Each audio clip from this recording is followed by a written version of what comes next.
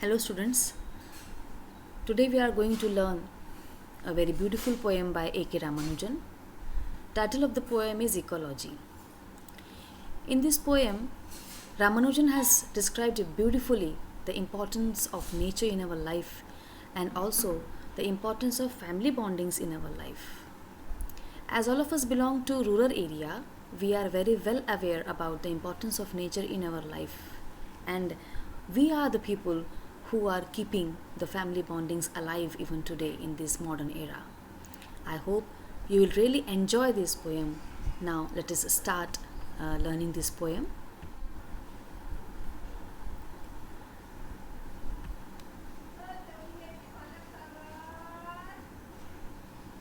So this is the poem which we are going to learn. It is the first poem of semester 3, Ecology by A.K. Ramanujan.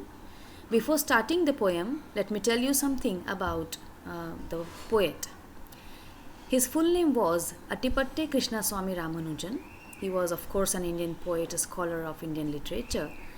Ramanujan was poet, scholar, professor, a philologist, folklorist, translator, and a playwright also.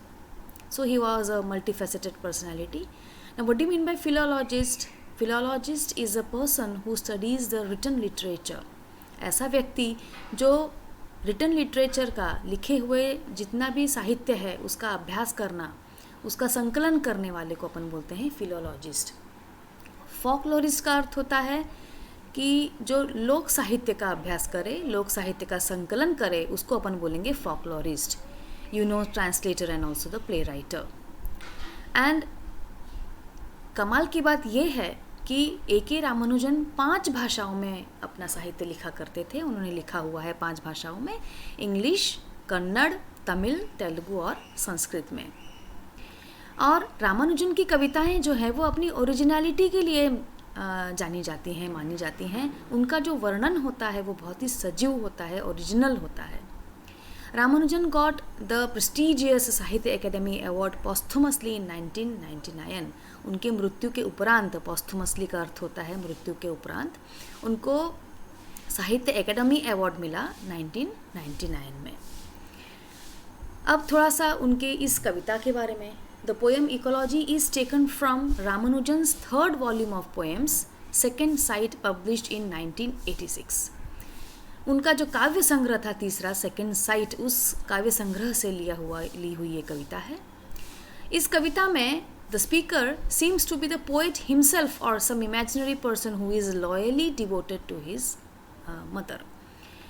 इस कविता के जो speaker हैं, जो narrator हैं, वो या तो कवि खुद हैं या कोई एक इमेजिनरी पर्सन है, एक काल्पनिक व्यक्ति है जो कि अपने माँ के प्रति बेहद समर्पित है. This poem describes Ramanujan's strong interest in the family as a very important theme in his poetic craft. और ये कविता साबित करती है कि किस प्रकार से रामानुजन अपनी कविताओं में अपने पारिवारिक संबंधों का उपयोग किया करते थे, या वे बेहद इंटरेस्टेड थे पारिवारिक संबंधों में, और इसीलिए इसका उन्होंने अपनी कविता को खूबसूरत बनाने के लिए he has used it as a poetic device. Now let us start the poem. The day after the first rain for years, I would home in a rage, for I could see from a mile away our their red champak trees had done it again, had burst into flowers and given mother her first blinding migraine of the season. हर वर्ष की तरह इस वर्ष भी मैं दूर से अपने घर के आंगन में लगा हुआ लाल चंपक का झाड़ देख सकता हूँ. वह झाड़ पूरे बहार में है, फूलों से लदा हुआ है. For I could see from a mile away our their red champak trees had done it again. What has it done again?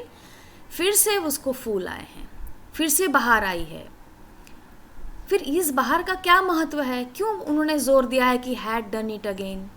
Because had burst into flower and given mother her first blinding migraine of the season. फिर से वे फूल उगे, फिर से उनकी जो सुगंध है उस सुगंध की वजह से मेरी माँ को माइग्रेन का दर्द शुरू हो गया। ब्लाइंडिंग माइग्रेन, ब्लाइंडिंग शब्द का इस्तेमाल ये बताता है कि ये बेहद दर्द देने वाला माइग्रेन था। हद से ज़्यादा दर्द जब होता है तब कहा जाता है blinding. So blinding migraine of the season, हर वर्ष की तरह इस वर्ष भी बारिश के मौसम का ब्लाइंडिंग माइग्रेन मेरी माँ को मिलता है इन पेड़ों के वजह से, इन पेड़ों के फूल की वजह से। With their street-long, heavy-hung yellow pollen fog of a fragrance, no wind could shift, no door could shut out from our black-pillared house, whose walls had ears and eyes, scales, smells, bone creaks, nightly visiting voices, and were porous like us. इन पेड़ों की जो खुशबू है वो इतनी गहरी है, इतनी गाढ़ी है कि पूरे रास्ते भर उसकी सुगंध आती है। और यह खुशबू नो विंड कुड शिफ्ट, इस खुशबू को कोई भी हवा का झोंका हमारे घर से दूर नहीं ले जा सकता। No door could shut out from our black pillared house, कोई भी दरवाज़ा इस खुशबू को हमारे घर में घुसने से रोक नहीं सकता। Whose walls had ears and eyes. अब यहाँ से कवि ने पर्सोनिफिकेशन का शुरुआत कर दिया है, मूर्ति रूप देना शुरू कर दिया है। जैसे अपन इंसानों का डिस्क्रिप्शन करते हैं, वर्णन करते हैं, वैसे ही इन्होंने दीवारों का, घर का डिस्क्रिप्शन करना शुरू किया है इन लाइनों में। Walls had ears and eyes, scales, smells, bone creaks, nightly visiting voices and were porous like अस।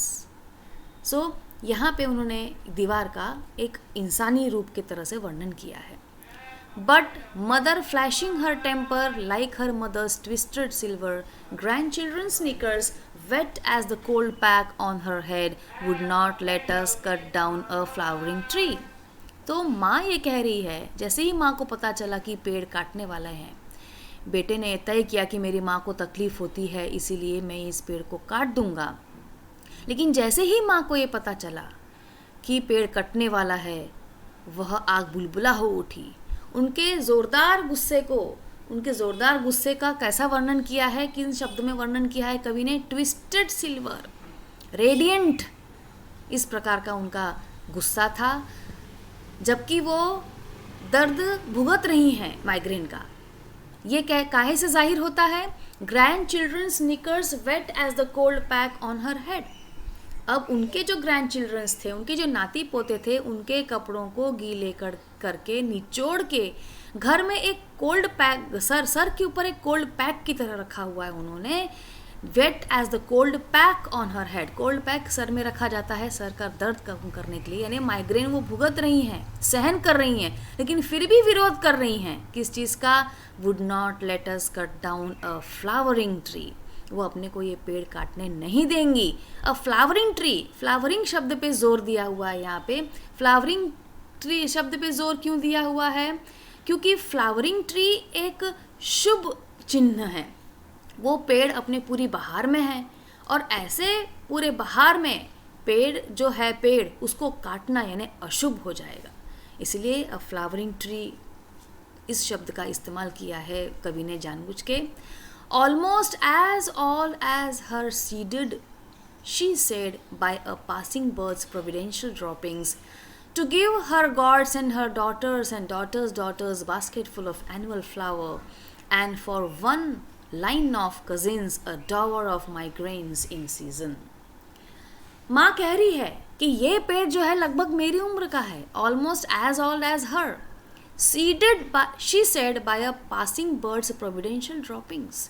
इस पेड़ का बीज किसने बोया था?